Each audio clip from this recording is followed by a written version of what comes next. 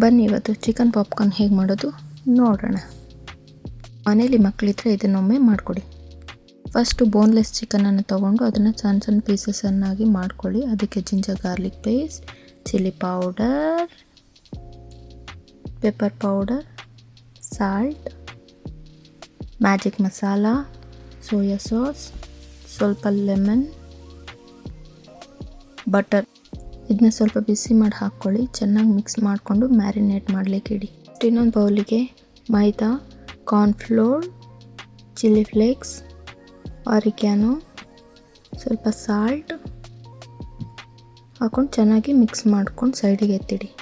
Marinate ಚಿಕನ್ನ ಈ ಮೈದಾ ಪೌಡರಲ್ಲಿ ಚೆನ್ನಾಗಿ ಅದ್ದಿ ಅದನ್ನು ಸೈಡಿಗೆ ಎತ್ತಿಡಿ. ನೆಕ್ಸ್ಟ್ ಒಂದು ಜಾರಲ್ಲಿ ಹಾಕ್ಕೊಂಡು ಅದನ್ನು ಐಸ್ ವಾಟರಲ್ಲಿ ನಾವು ಡಿಪ್ ಮಾಡಬೇಕಾಗುತ್ತೆ. ಅದನ್ನು ಒಂದು 2-3 ಸೆಕೆಂಡು ಡಿಪ್ ಮಾಡಿ ಐಸ್ ವಾಟರಲ್ಲಿ. ನೆಕ್ಸ್ಟ್ ಮತ್ತೆ ಅದನ್ನು ಮೈದಾ ಪೌಡರಲ್ಲಿ ಹಾಕ್ಕೊಂಡು ಚೆನ್ನಾಗಿ ಅದನ್ನು ಮಿಕ್ಸ್ ಮಾಡ್ಕೊಳ್ಳಿ. ಪೌಡರ್ ಚೆನ್ನಾಗಿ ಅದ್ದಬೇಕು. ಅದಕ್ಕೆ ಪೀಸಸ್ಗೆ ಚೆನ್ನಾಗಿ ಅಂಟಾದಮೇಲೆ ಅದನ್ನು ಸೈಡಿಗೆ ಎತ್ತಿಟ್ಕೊಬಿಡಿ.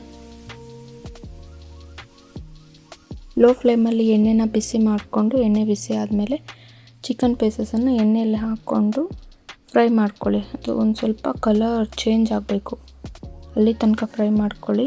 ಆಮೇಲೆ ರೆಡಿ ಆಗುತ್ತೆ ನಮ್ಮ ಚಿಕನ್ ಪಾಪ್ಕಾರ್ನ್. ಇದನ್ನು ಟೊಮ್ಯಾಟೊ ಕೆಚಪ್ ಜೊತೆಲ್ಲಾದರೂ ತಿನ್ಬೋದು, ಹಾಗೆ ಆದರೂ ತಿನ್ಬೋದು. ನನ್ನ ಮಗ ತಿಂದು ಟೇಸ್ಟ್ ನೋಡಿ ಹೇಳ್ದೆ, ಅವನಿಗೆ ತುಂಬ ಇಷ್ಟ ಆಯಿತು. ಓಕೆ ಬಾಯ್.